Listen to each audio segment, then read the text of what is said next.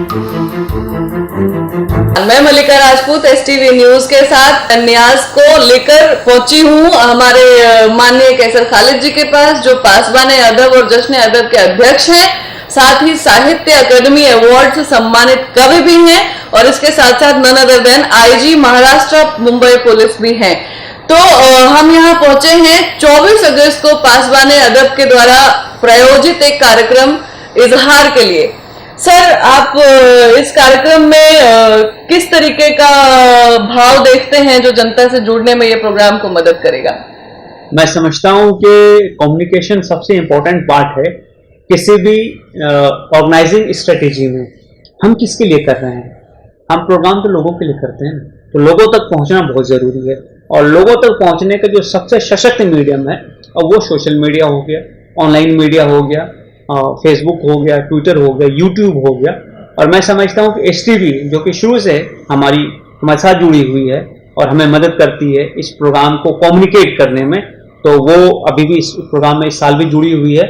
और एसटीवी के जो प्रोप्राइटर हैं नियाज, वो हमेशा से एक एक्टिव मेंबर रहे पासबान अदब के, और मुझे खुशी है कि आज वो खुद ही आपके साथ यहाँ पे आ चुके हैं। जी, तो आपका एक दशक का प्रयत्न हो गया ये हिंदुस्तानी भाषा का जुड़ाव हिंदुस्तानी यूथ के साथ।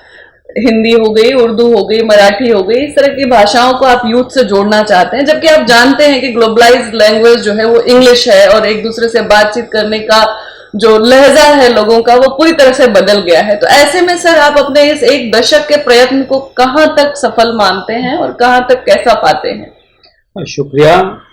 देखो, ऐसा है कि जब शुरू में हम लोगों ने ये विचार किया और ये सोचा कि इस किस्म की एक चीज़, एक मूवमेंट चलाई जाए, तो बहुत सारे लोगों ने समझाया था कि अच्छे खासे पुलिस ऑफिसर हो, काम भी तुम्हारा ठीक ठाक चल रहा है, बॉम्बे सिटी में पोस्टेड हो, फिर तुमको क्या ये सनक सवार हुई है। सनक थी वो। तो हमने तब उनको समझाया कि हम ये जो काम कर रहे हैं ना, इसका उद्देश्य सिर्फ यूथ को या लोगों को भाषा से जोड़ना नहीं है, उसके बियॉन्ड है।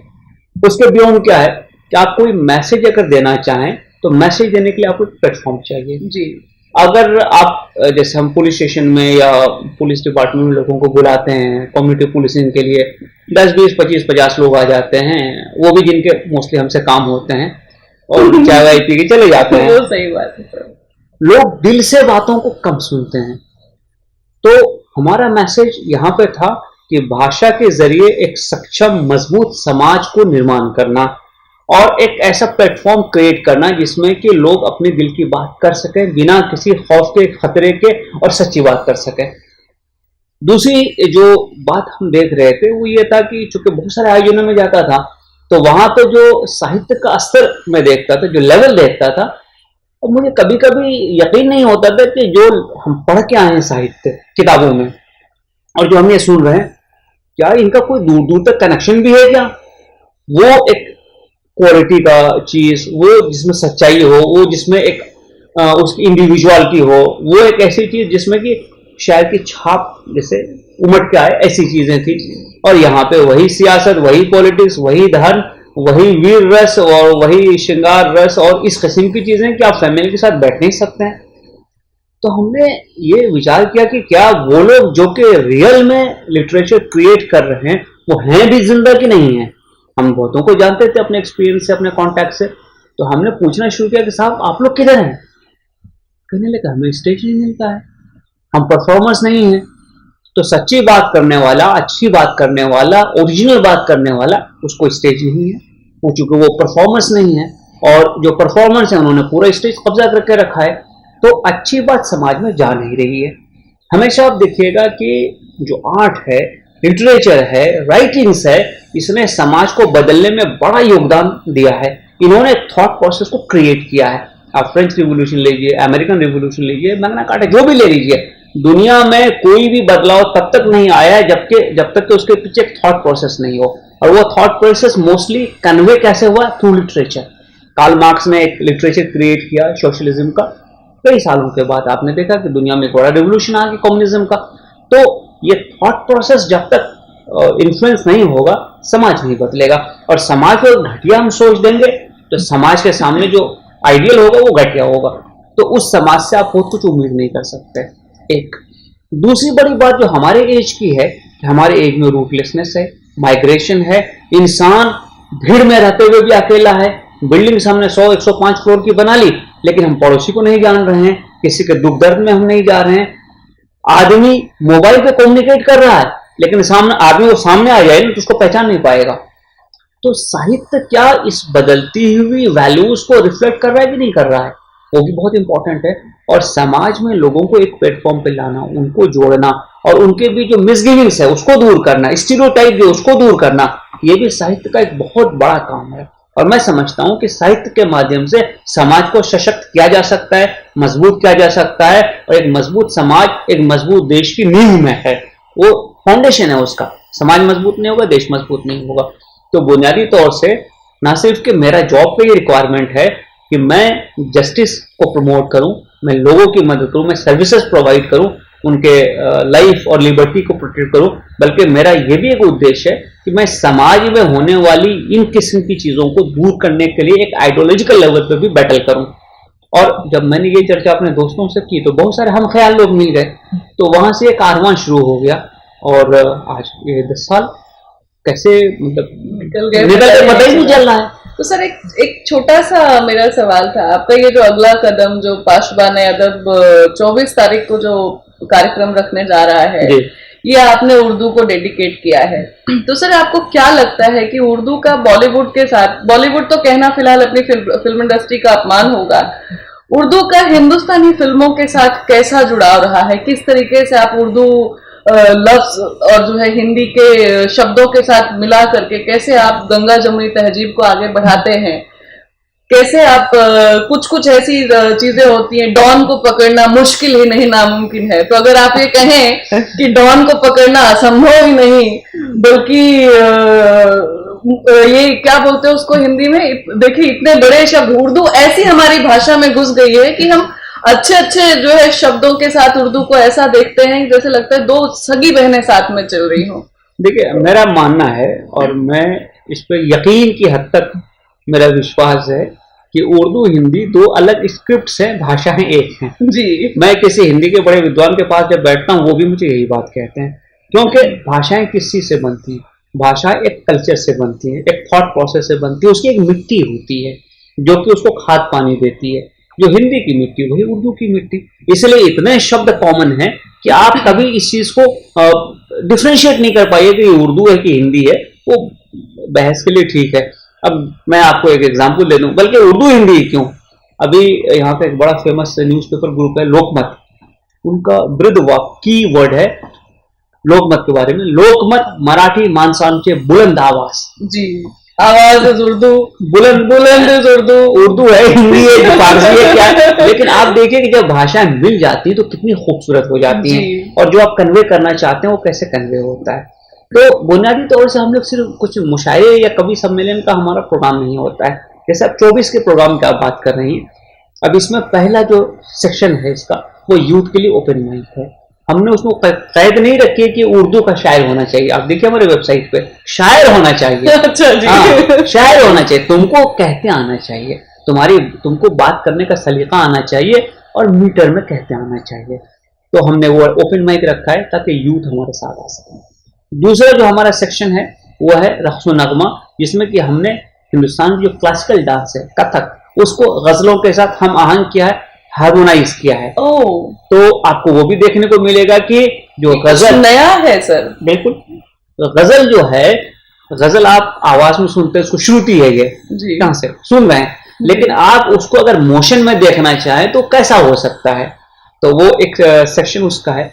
फिर अगर आपने ध्यान दिया होगा कि जब इंटरटेनमेंट के साधन नहीं थे, जराए नहीं थे, तो उस जमाने में पुराने वक्तों में जो इंटरटेनमेंट हुआ करता था वो दास्तान सुना के हुआ करता था, लंबी कहानियां सुनाते थे जी। जैसे कि अगर मैं आपको हिस्टोरिकली कोट करूं कि हिस्ट्री में ये चीज लिखी हुई है कि दिल्ली का आखिरी सबसे बड़ा जो दास्तान गो था, स्टोरी टेलर था, वो जब कहानी सुना रहा था, रात को लोग खाना वाना खा के जाके बैठ जाते थे, तो उसने ये बताया कि दूल्हा घोड़े पर आया और उतर के डेवड़ी तक गया, यहां से यहां तक चला गया, बारात जाती है, तो ये कहानी उसने 17 रातों में बयान की है, 17 नाइट्स उसको लगे ये बयान करने में कि वो दूल्हा क्या क्या किया, वो घोड़ा कैसा था, वो कपड़े कैसे थे, उसकी जीन कैसी थी, दूल्हे की शेरवानी कैसी थी, उसका तलवार कैसा था, उसकी पगड़ी कैसी थी, उसका ड्रिल डॉल कैसा था, वो जूती कैसी थी, वो आज का पाजामा कैसा था, उसके साथ जो श्रृंगार था वो कैसा था, वो जो फूल माला उस पर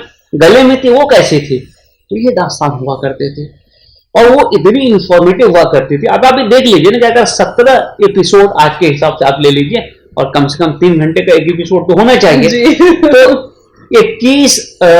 20 रातों में 20 गुना 3 60 आवर्स में 60 घंटों में आपने ये एक्सप्लेन किया है।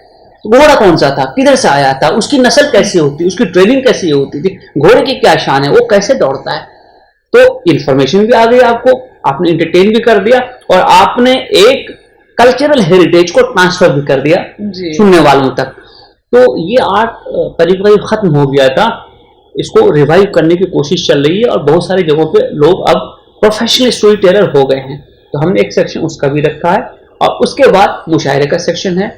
और मुशायरे में हमने कोशिश ये की जितने उस्ताद शोरा हैं, क्योंकि हमारे पास स्लॉट्स लिमिटेड हैं, तो हम उस्ताद लिटरेरी शोरा को बुलाते हैं। जावेद अख्तर भी आपको मिलेंगे वहाँ पे अपनी नज़्में और ग़ज़लें सुनाते हुए, इरशाद कामिल भी मिलेंगे और वहाँ पे और बहुत सारे हिंदुस्तान के अगर 10-20 शोरा का नाम ले लीजिए तो उसमें से मैक्सिमम आपको यहाँ मिल जाएंगे, ज़्यादातर मिल जाएंगे। तो बुनियादी तौर से हमने इसको ऐसा मिक्स रखा है कि आप यूथ हो तो आपके लिए कुछ हो, आप कहानी सुनने के शौकीन हो तो आपके लिए कुछ हो, आपको कथक और गज़ल का कुछ कॉम्बिनेशन देखना तो आपके लिए कुछ हो, और आप मुशायरा सुनना चाहते हैं तो आपके लिए कुछ हो। तो बुनियादी तौर से समाज का हर सेक्शन जो कि जिसके दिल में आरजू है कि मैं अपने आप को एक्सप्रेस करूं या एक्सप्रेस होता हुआ देखूं, उसके लिए इसमें कुछ ना कुछ इंतजाम हमने किया है। तो सर बहुत अच्छा लगा ये सुनकर, दास्तान गोई और इस तरह की चीजें, चूंकि यूथ में भी हूँ और मेरा भी इन चीजों से इतना ज्यादा लंबा संबंध रहा नहीं। तो सर आप ये पासबान अदब और जश्न अदब का भविष्य कैसे देखते हैं, निकटतम भविष्य में आप इनको कैसे देखते हैं? आपको क्या लगता है कि आप इनके माध्यम से कहाँ तक पहुंच पाएंगे और हम जो यूथ हैं और जो शौकीन हैं इन चीजों के, वो कैसे इन चीजों से ज्यादा कनेक्ट कर पाएंगे? तो इसका कुछ आपका फ्यूचर प्लान? देखिए, इंसान के अंदर इमोशन है, इंसान की जो हैसियत है वो उसको कहते हैं 3 किस्म की उसकी हैसियत मानी जाती है, 3 टाइप्स। उसमें 3 एट्रीब्यूट्स बहुत फंडामेंटल हैं। एक, उसके पास एक मॉरल वैल्यू है। सेकंड, उसके पास एक सेंस ऑफ ब्यूटी है जिसको जमालियाती एहसास कहते हैं। और तीसरे, जो उसके वो इंटेलेक्चुअल उसका एक एग्जिस्टेंस है, उसके पास एक सेंस है, एक इंटेलिजेंस है, वो चीज़ों से दूसरी चीज़ें बना लेता है। अब इमोशन हमारी लाइफ का इतना बड़ा हिस्सा है कि हम में से कोई आदमी ऐसा नहीं होगा जो ये दावा करे कि उसके साथ कुछ ना कुछ बुरा नहीं हुआ है, या तो उसका दिल नहीं टूटा है, या उसके साथ धोखा नहीं हुआ है, उसको ठोकर नहीं लगी हुई है, उसको लोगों से कुछ कहना सुनना नहीं पड़ा है। हम रोज कहीं ना कहीं धक्का खाते हैं, ठोकर खाते हैं, दिल टूटता है, परेशान होते हैं, उम्मीद टूट जाती है, फिर हम हाथ पांव झाड़ते हैं, नई उम्मीद के साथ काम पे लगते हैं, खड़े होते हैं। एक स्ट्रगल का सेंस होता है, एक कन्विक्शन होती है कि हम जिएंगे और जीतेंगे। तो ये तमाम चीज़ों का रिफ्लेक्शन लिटरेचर है और उसमें सबसे अच्छा रिफ्लेक्शन उसका पोइट्री में होता है। तो मैं ये समझता हूँ कि जब तक इंसान जिंदा है पोइट्री जिंदा रहेगी, क्योंकि अब मैं आप किसी का भी दिल टूटेगा तो सैड सॉन्ग सुनेगा जी, सुनना वो किसी भी लैंग्वेज में सुने तो होता क्या कि अपनी भाषा में सुनने में जरा ज्यादा अच्छा लगता है, मतलब वो देसी मरहम होता है और बाकी तो बाहर के होते हैं। तो मैं ये समझता हूँ कि लैंग्वेज और लिटरेचर का फ्यूचर हमेशा ब्राइट था और रहेगा। मतलब इम्पोर्टेड बाम और इम्पोर्टेड दवाइयां जो होती थी दिल टूटने का इलाज और मोहब्बत होने का इलाज, ये आप देशी भाषा में ढूंढ रहे हैं। ये आप समझ लीजिए कि आपको बड़ी चोट लगी है तो आपकी माँ आपको सीने से लगाएं तो आपको ज्यादा अच्छा लगेगा, या कोई आंटी बाहर से विदेश से आई वो लगाने सीने से तो नहीं, हम अपनी माँ के साथ ही खुश रहेंगे। तो सर मुझे मतलब आप इतना बड़ा इनिशिएटिव अपने कंधे पर लेकर चल रहे हैं, और अगर सच कहूं तो यूथ होने के नाते भी, और एक ऐसा जमाना चल रहा है जिस जमाने में मोबाइल, यूट्यूब और गूगल से बाहर हम निकलते नहीं है। फेसबुक, व्हाट्सएप एंड ट्विटर, आजकल तो ट्विटर भी बहुत चल रहा है, इनसे हम बाहर निकलते नहीं है। ऐसी जगहों पर जब आप यूथ को इस तरह से साहित्य से जोड़ने का काम कर रहे हैं सर, तो बहुत कमेंडेबल काम है, बहुत ज्यादा मेहनत और एफर्ट लगता है। एक वो कहते नहीं है जिस और जवानी चलती है उस और जमाना चलता है। तो सर मैं चाहूंगी कि आप अपनी 2 लाइनों के साथ हमारी जनता से पासबान अदब और जश्न अदब की तरफ से अपील करें कि वो 24 को आए, और आपका कोई संदेश हो सर तो आप जनता तक प्लीज पहुंचाएं। बिल्कुल, मैं तो ये कहना चाहूँगा, जो मैं अक्सर कहता भी हूँ, कि छुप के सीने में एक आग सी तो रहे, शहरे जामे कहीं रोशनी तो रहे।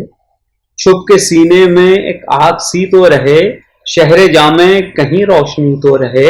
यह है दौरे हवस, एज ऑफ ग्रीड, यह है दौरे हवस, लेकिन ऐसा भी क्या, आदमी कम से कम आदमी तो रहे। तो आदमी कम से कम आदमी रहना चाहिए।